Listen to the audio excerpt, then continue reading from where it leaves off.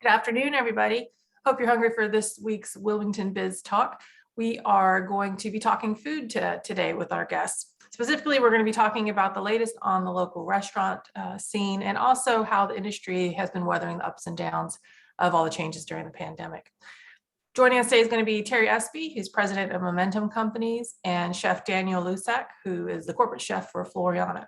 So if you have questions for either of them or want to hear about what's coming up next and get the inside scoop, be thinking of those, and you can post them in the Facebook chat while we're streaming, and I will keep an eye on it and pass them along. But before we dive in, we're going to hear a quick word from our sponsors, Cape Fear Realtors. Hello, I'm Ann Gardner, CEO of Cape Fear Realtors. Realtors support this program's efforts to connect our community in meaningful dialogue with actionable insights. Realtors are dedicated professionals who build strong, resilient communities and businesses. Work with someone you can trust. Work with a realtor. Learn more at capefear.realtor.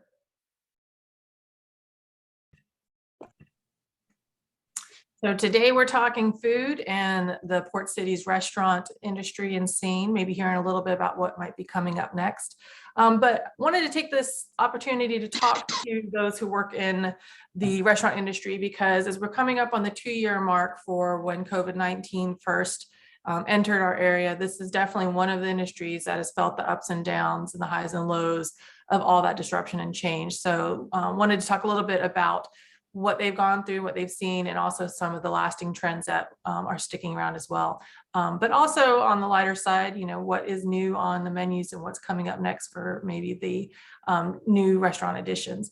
So joining us is Terry Espy with Momentum Companies, and Terry is well known in our area on the brokerage side and having helped a number of restaurants in our community open up, set up shop, find commercial space over the years.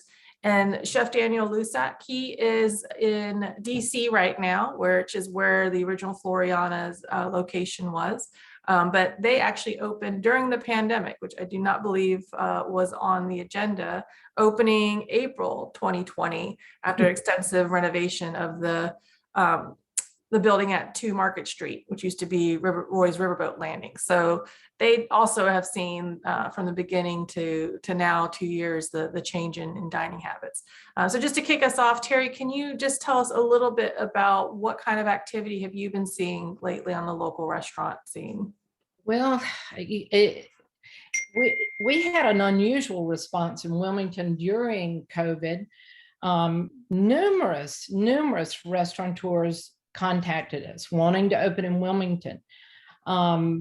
Strangely enough, I mean, I will say I'm very proud of Wilmington as a whole, and the city and the staff and everyone that were, the city was very aware of the stress that restaurants would be going under, and would put together the Downtown Alive program. And with that, our restaurants downtown, we had 32 restaurants participating in that program and not a single closure due to COVID. So we're an anomaly compared to Raleigh, Durham, other major cities, and even Charleston that have struggled to keep their doors open. Our restaurants are telling us this 2021, most of them are saying it's the best year they've ever had. And these are restaurants that have been open 15, 20 years in the Wilmington market. So yeah, the highest revenues they've ever generated. But again, Daniel will dig into this, but the costs of labor and food and everything did jump significantly. So I wouldn't say that was their most profitable year, but that we've seen an extensive rebound in this local market, and a huge demand for more restaurants that they want to come here. And honestly, we don't have open second generation spaces available. I want to talk a little bit more about that as well in terms of the space availability. But Chef Hlusak, what was it like to open a restaurant at the beginning of the pandemic, and how's it been since? Interesting. We were preparing to open right before the pandemic showed up and surprised us all, and I had to. I am the only chef you'll ever know who banged down the doors of the Department of Health to get them to inspect us. They didn't want to do an opening inspection because of the potential lockdown, but we felt a moral obligation to see one of the cornerstone restaurant properties in Wilmington lie fallow during a time when people were uncertain and scared. We thought was irresponsible. And the city agreed, and they were nice enough to help us get open, and we thank them for that. And we, of course, the first thing we did was give away 300 three-course meals to emergency personnel and to hospital staff workers, because there's a moral obligation that comes along with being part of a community. And as a cornerstone restaurant in Wilmington, it is our responsibility to be part of the community and to sort of shed some comfort and some certainty in a time of uncertainty. And we wanted very much to do that. And then we had to look at the conventional model because that wasn't going to work. People weren't going to be dining inside. So we started a curbside, and we did some instructional videos on how to cook certain things. They're still on YouTube. I think 10 or 12 people have seen them. And we were selling, we worked as a grocery as well. We would sell you the duck that you could take home, cook yourself, the sauces that you could prepare yourself at home, because people couldn't go out, but they needed that sense of comfort. And what says comfort more than a lasagna the size of your forearm? So yeah, and I know there was a lot of innovations that went on, especially in those early months, and people trying to figure out new ways to do things and keep things going. What now? The model a little, yeah. Yeah, so I'm kind of curious, what things have you taken away from it as it's, we've gone through that and things have begun to normalize a little? Or are you still continuing to do curbside or to-go service? Is that still popular, or were there other lessons that you learned from it? We still have that option at both of our restaurants, and we still do very well by it. What I have seen trending, honestly, over even the last year, is people's desire to go out and eat as normal again. Now, the way in which people share food has changed slightly. I have seen a decrease in shareable appetizers, things that people would pick at communally. Even people who eat at a table together, there's still a sense of separation, if that makes sense. This is your piece, that is my piece. This will go on my plate.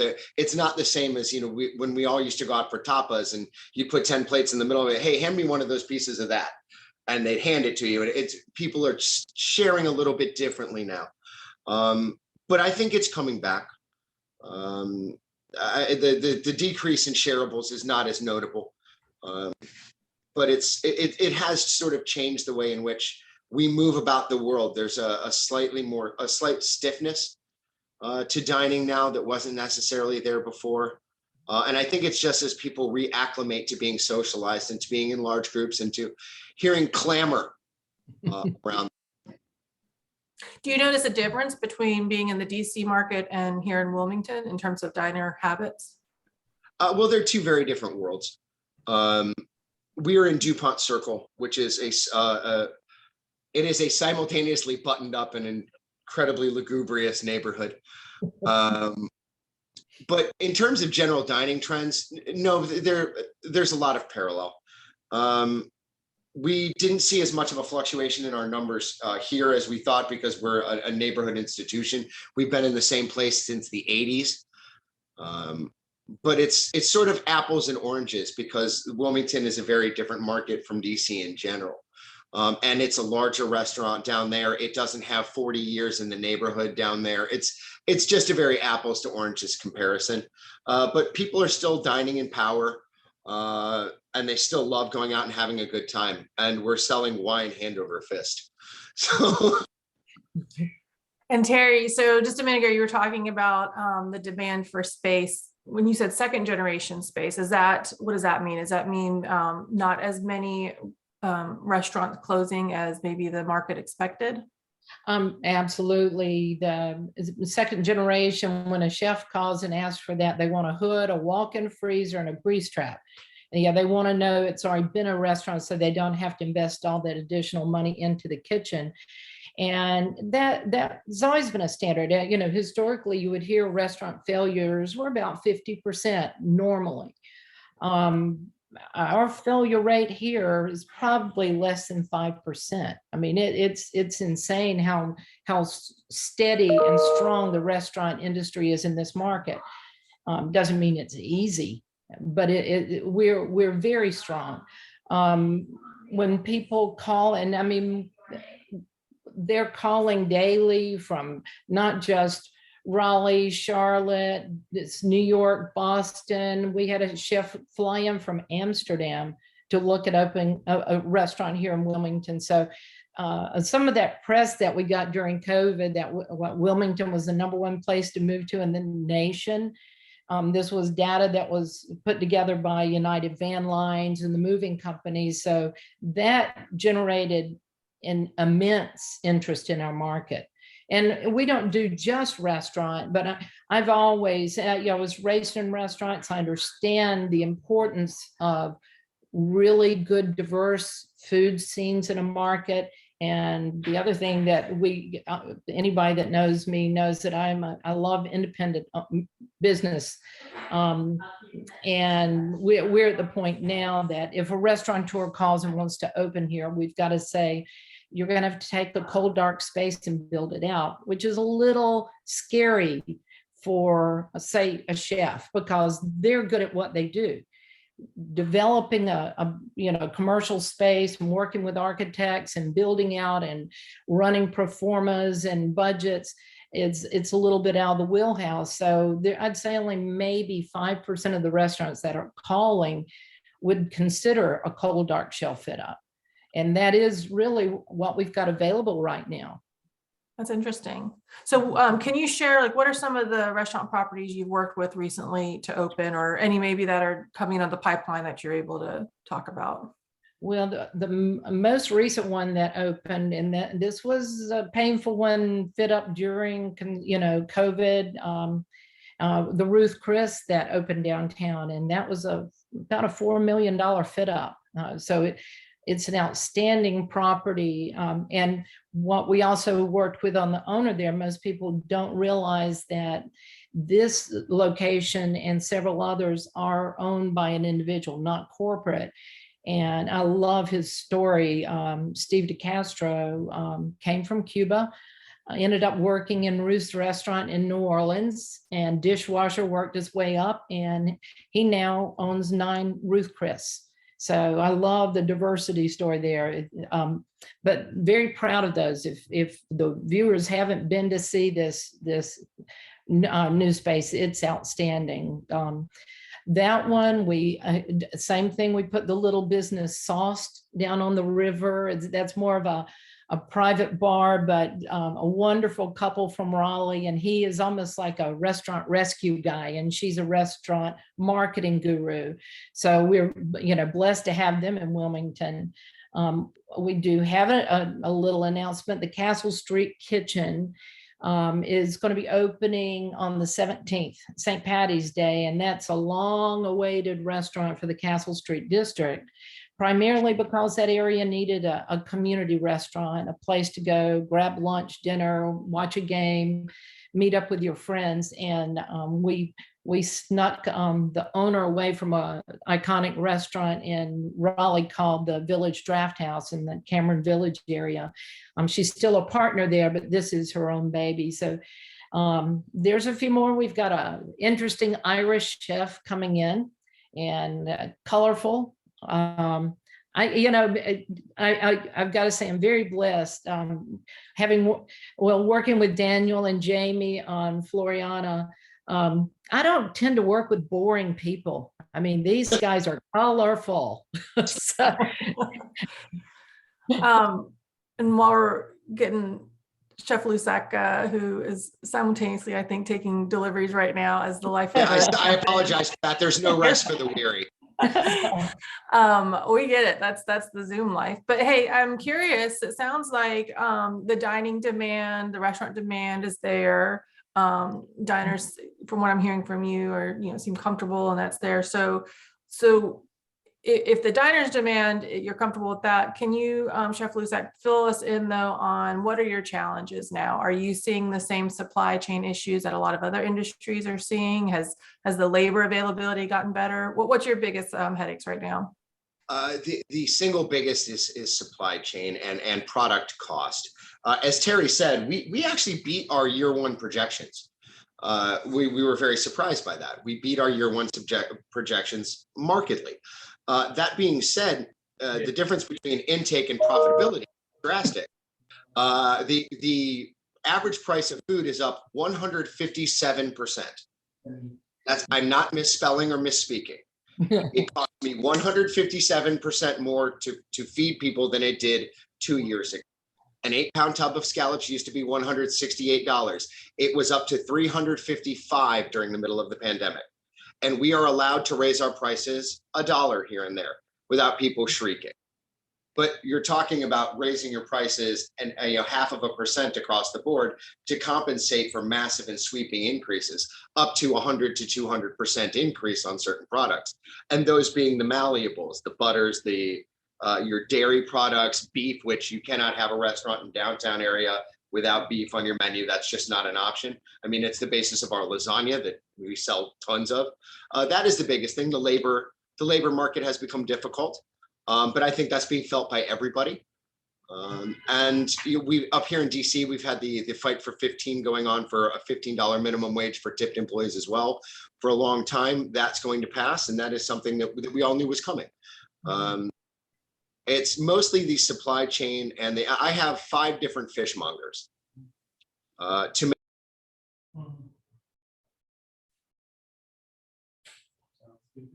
our menu. It's that sort of juggling act that has become.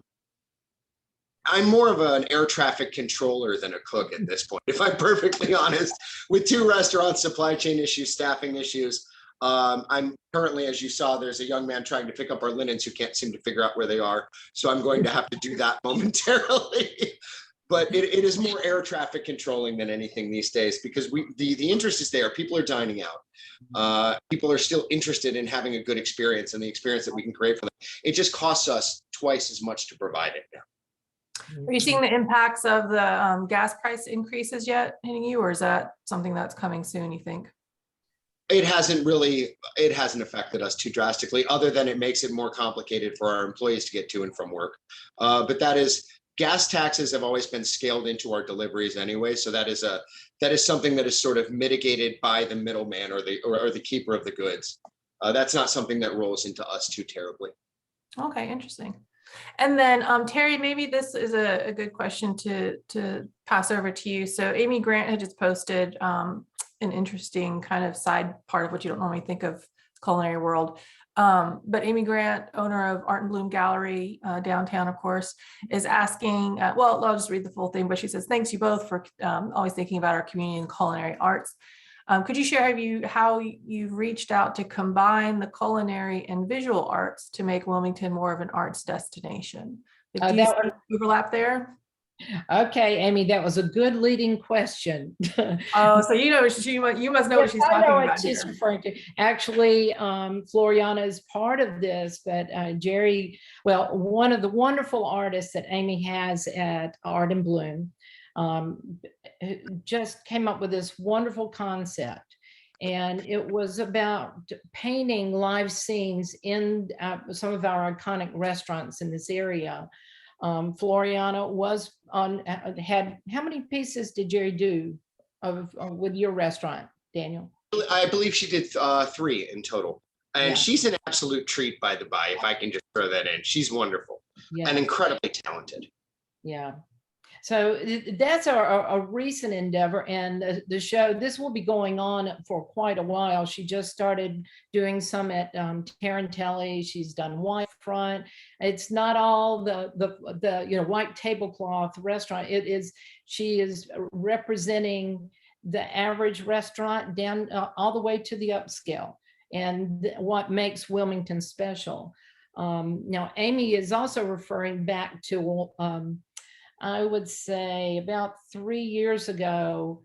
Well, prior to that, we had owned, my husband and I had owned an art gallery here in town, and I at one point I decided I really needed to get back to my career. So even though we loved arts and we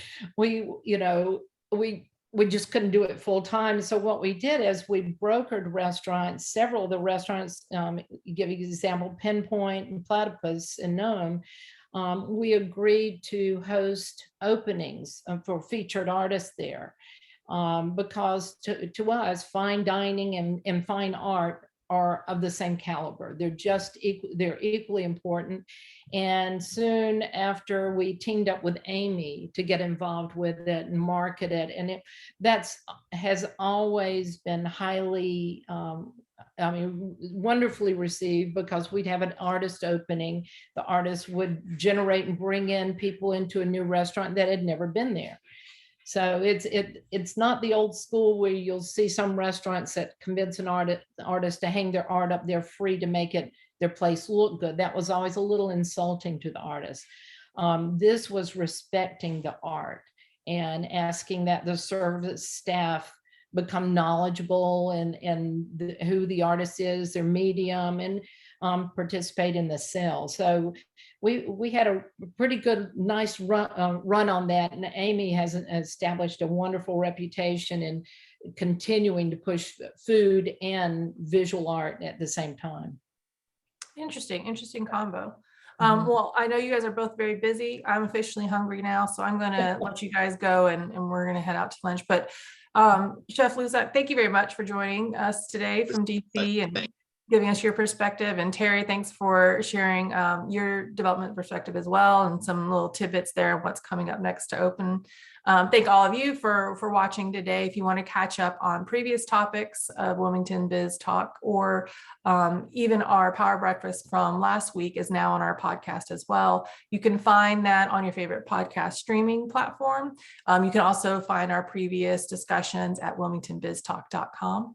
And we will see you back here next Thursday. Thanks, everybody. Take care. Have a nice day.